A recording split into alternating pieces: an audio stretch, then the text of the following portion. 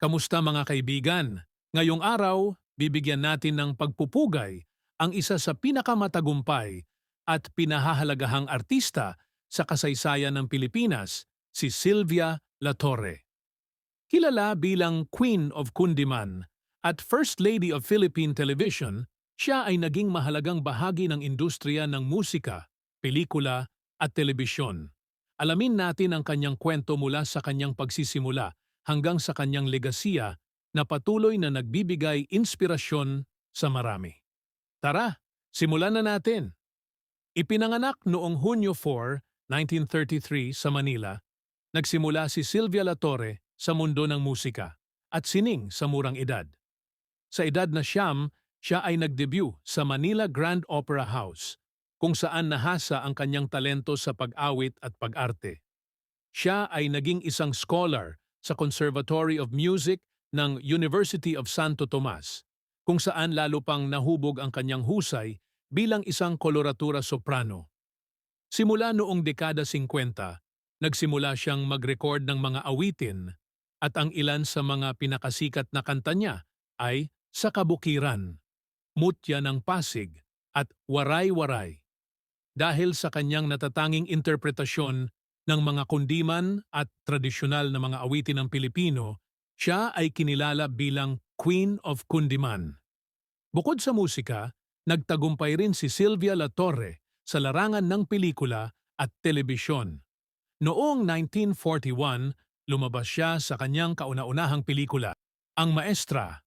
Bagamat karamihan ng kanyang mga pelikula ay itinuturing na lost films na, ang kanyang kontribusyon sa industriya ay hindi malilimutan. Sa telebisyon, naging co-host siya ng sikat na programa noong 1960s na Oras ng Ligaya, kung saan siya ay lalong minahal ng mga manonood.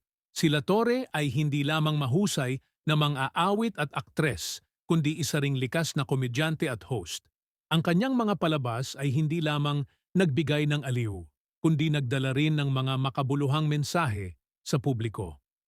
Nagpatuloy si Sylvia Latorre sa kanyang karera hanggang sa mga huling taon ng kanyang buhay. Noong 2017, pinarangalan siya ng Filipino-American Symphony Orchestra sa isang gala event kung saan muling ipinamalas ni Latorre ang kanyang husay sa pagkanta sa harap ng isang standing ovation. Noong Disyembre 1, 2022, sa edad na 89, si Sylvia Latorre ay pumanaw ng mapayapa sa kanyang pagtulog. Ang kanyang pamilya, mga kaibigan at mga tagahanga ay nagluksa, ngunit nanatiling buhay ang kanyang legasiya sa puso ng bawat Pilipino. May mga panawagan pa nga na siya ay ideklara bilang pambansang alagad ng sining ng Pilipinas dahil sa kanyang mga kontribusyon sa sining at kultura. At diyan nagtatapos ang ating kwento tungkol kay Sylvia Latorre, isang tunay na alamat sa larangan ng musika, pelikula at telebisyon. Ang kanyang buhay at karera ay nagbibigay inspirasyon. Kung nagustuhan nyo ang video na ito, huwag kalimutang mag-subscribe at i-hit ang notification bell para sa iba pang makabuluhang kwento. Maraming salamat at kita-kits ulit sa susunod na video. Hanggang sa muli, dito lang yan sa Pinoy Wisdom.